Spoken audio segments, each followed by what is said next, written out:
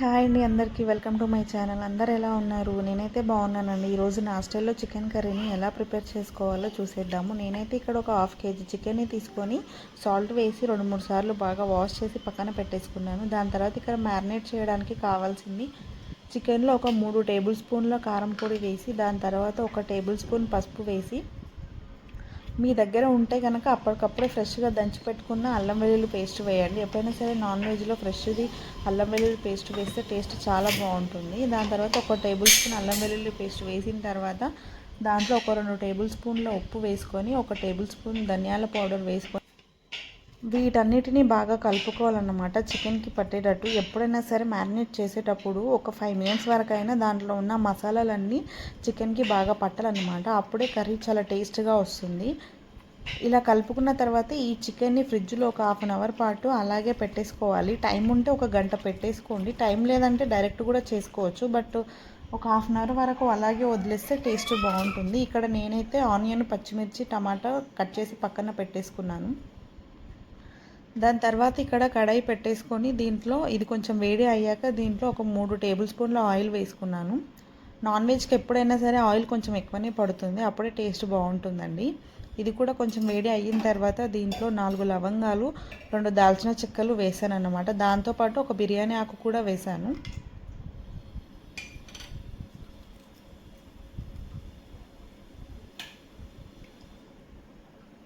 ఇవన్నీ వేడి అయిన తర్వాత ఇందాక కట్ చేసి పెట్టుకున్న ఆనియన్, పచ్చిమిర్చి ఉంది కదా, వాటిని కూడా వేసిన తర్వాత నెక్స్ట్ వచ్చేసి కొంచెం కరివేపాకు వేసి వీటన్నిటిని బాగా కలుపుకోవాలి.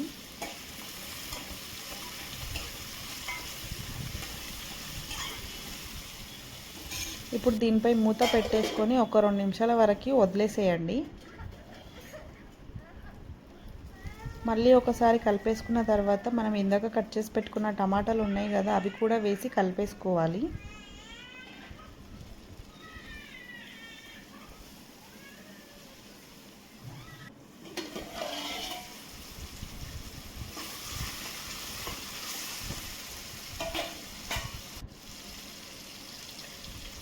ఇప్పుడు దీంట్లోనే 1 టేబుల్ స్పూన్ పసుపు వేసి ఇది కూడా బాగా కలిపేసుకున్న తర్వాత మూత పెట్టి ఒక 2 నిమిషాల వరకు ఉడకనివ్వండి.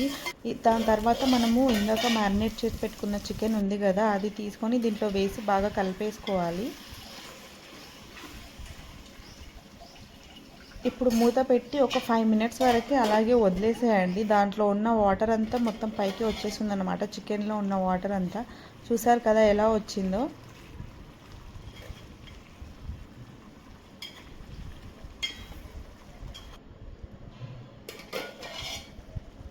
ఆల్మోస్ట్ సగం వరకు ఉడికిపోయిందండి. ఇది ఇప్పుడు దీంట్లో ఇందాక కట్ చేసి పెట్టుకున్న కొత్తిమీర, పుదీనా ఉంది కదా, వాటిని కూడా వేసుకొని మళ్ళీ ఒక 10 మినిట్స్ వరకు బాగా సిమ్లో ఉడకనివ్వండి. చూసారా ఆయిల్ అంతా ఎలా పైకి వచ్చిందో. దీంట్లో ఎక్స్ట్రా వాటర్ ఏమి వేయాల్సిన అవసరం లేదు. ఒకవేళ మీకు వేసుకోవాలనుకుంటే వేసుకోండి. దాని తర్వాత ఇక్కడ నేను ఇంట్లోనే దంచి పెట్టుకున్న గరం మసాలా, దాని తర్వాత ఒక ప్యాకెట్ చికెన్ మసాలా వేసి బాగా కలిపేసుకున్నాను అన్నమాట. ఇప్పుడు దీన్ని కూడా సిమ్లోనే ఒక 5 మినిట్స్ వరకు అలాగే ఉడకనివ్వాలన్నమాట.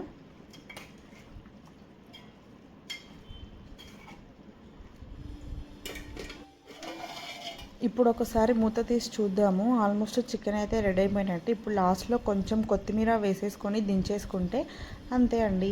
దీన్ని వేడి వేడి చపాతీలోకైనా రైస్లోకైనా తింటే టేస్ట్ మాత్రం చాలా బాగుంటుంది. తప్పకుండా మీరు కూడా ఒకసారి ట్రై చేయండి. ఈ వీడియో కనుక నచ్చినట్టయితే please like, share and subscribe to my channel. Bye అందరికీ.